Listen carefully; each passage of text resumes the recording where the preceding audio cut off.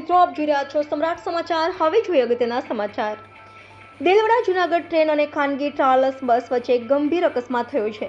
ગીરગઢડા તાલુકાના પીછવી અને હરમડિયા ગામ વચ્ચે આવતા એક ખુલ્લા ફાટક પર ટ્રેન અને બસ વચ્ચે અકસ્માત થયો છે।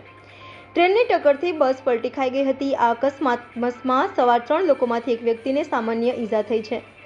કામધેનુ નામની ખાનગી ટ્રાવેલ્સ હરમડિયાથી સુરત જવા નીકળેલી હતી। ટ્રેનના સમય પસાર થવાના સમયે આ ખાનગી બસ ખુલ્લા ફાટકમાંથી પસાર થઈ રહી હતી ત્યારે અકસ્માત થયો છે। ટ્રેન સાથે અથડાતા ખાનગી ટ્રાવેલ્સ દૂર ફંગોળાઈ હતી। જો કે સદનસીબે આ અકસ્માતમાં મોટી જાનહાનિ ટળી છે।